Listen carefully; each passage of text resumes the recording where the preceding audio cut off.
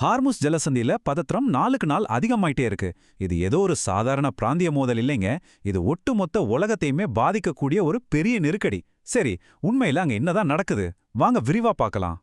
நிறைய பேரு என்ன நினைச்சிட்டு இருக்காங்கன்னா, போர் முடிஞ்சிடுச்சு, வளைகுடா பகுதியில அமைதி திரும்பிடுச்சுன்னு. உண்மையிலேயே போர் முடிஞ்சிடுச்சா? பதில் ஒரு பெரிய இல்ல. போர் முடியல. அது மட்டும் இல்ல, அது இப்போ முன்னாடி இருந்ததை விட ரொம்பவே பயங்கரமான ஒரு புது கட்டத்துக்குள்ள நுழைஞ்சிருக்கு.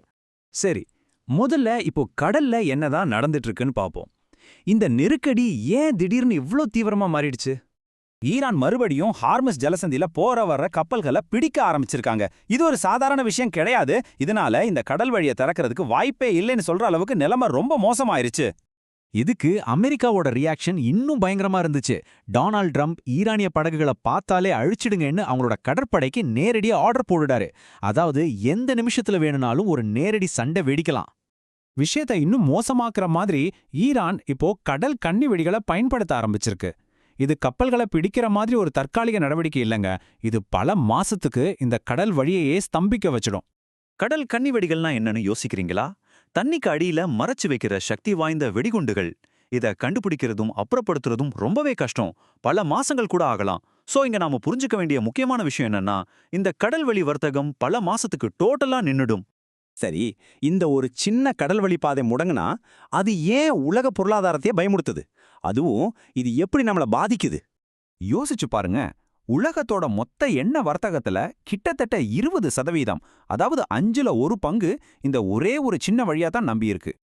அப்போ இதோட அர்த்தம் என்னன்னு பாத்தீங்கன்னா, உலகத்தோட எரிசக்தி சப்ளைல ஒரு பெரிய பகுதி இப்ப ஆபத்துல மாட்டிக்கிட்டு இருக்கு. இது வெறும் நம்பர்ஸ் இல்ல, உலக பொருளாதாரத்தையே இயக்குற ஒரு உயிர்நாடுன்னே சொல்லலாம். இதனால என்னாச்சு? எண்ணெய் விலை ஏற்கனவே ஒரு பீப்பாய்க்கு $100 தாண்டி போயிடுச்சு. அப்ப பாருங்க, இந்த பிரச்சனை நேரடியா நம்ம பாக்கெட்டை தான் பாதிக்குது. இந்த நிலைமைக்கு ஒரே நாள்ல வந்துடல.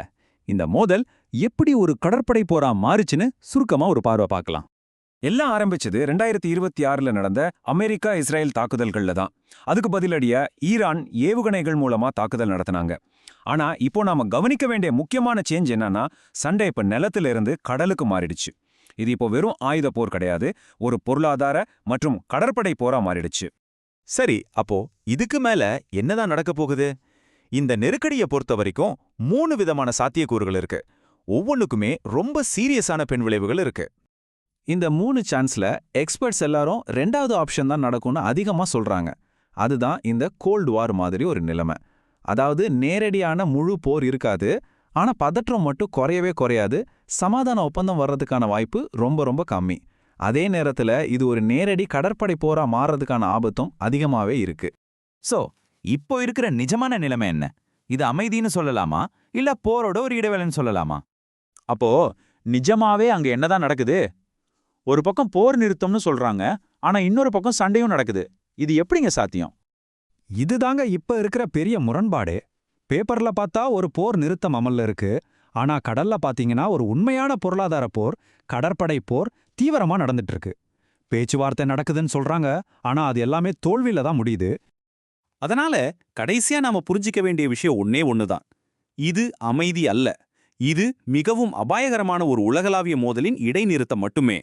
அடுத்தது என்ன நடக்கப் போகுதுங்கிறத ஒட்டுமொத்த உலகமும் ஒருவிதமான பதட்டத்தோட பாத்துக்கிட்டு இருக்கு.